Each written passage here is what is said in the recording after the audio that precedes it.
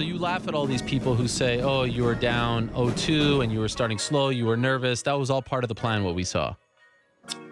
Yeah, it'd be silly, I kid. People tell me, "Oh, you get nervous." I get nervous. If a fighter tell you, nervous, that's lies. But it's like that Mike Tyson thing, It's, every time I'm the most nervous in the back when they're telling you, 5 minutes, 10 minutes, 5 minutes. Okay, it's time to make the walk. But once I'm making that walk, it's like Mike Tyson said, man. You get nervous, but you just keep your confidence, keep going.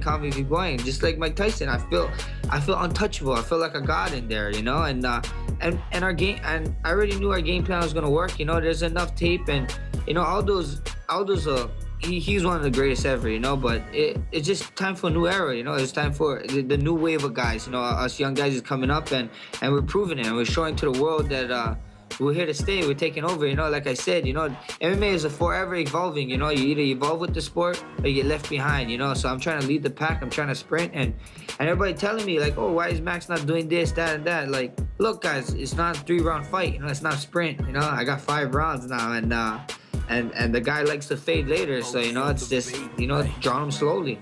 I thought it was interesting in the post-fight press conference when you said that you knew you had him when you were kind of taunting him and he did nothing back. What prompted you to do that then? Like, well, why did you do it in that moment? I was doing it in that moment because when I was putting my hand on it and stuff, every time I put it, he'd shut it down. He'd throw something, he'd do something reactive, and every time I in the beginning rounds and I feinted at him, he was jumping back. I had these big motions from him, and he was countering super fast on certain things I was doing. And then when I started doing the regular stuff and he wasn't countering as fast, or he wasn't even countering at all, that's what I was just telling myself. I told myself in that 2 minute in the second round at the ending, I told myself, hey, he's not firing. It's time to taunt. I was like, let's taunt. Let's see if he cracks me. And I taunted him, and I hold my hands up for a couple seconds, and he didn't do nothing. I was like, oh, okay, I'm gonna do it again, and he did nothing. I was like, man, this guy didn't want to fight. Like I said before, I'm gonna go out there until you want to give up. He opened the door. I just hold his hand. I walked him through him and say, thank you for the fight. But it's best ever time. You actually, and this received a lot of praise. You felt compelled to go on Instagram and write something about him and give him respect. Why did you feel the need to do that? I felt the need because people keep fucking trying to tarnish and take this guy away. This guy.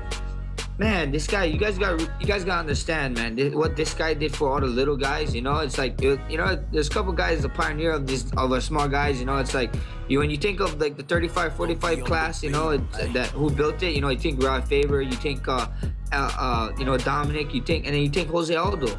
Jose Aldo been the greatest. Like I said, I've been watching this guy since I was 17. I think so. He won I forget when he won the belt in WC, but he's at the top of this level. I'm 25 now. That's a long ass time. And people keep talking about how 13 seconds this. I'm like, it happens. It's fighting. You got caught. Pokey on the bait.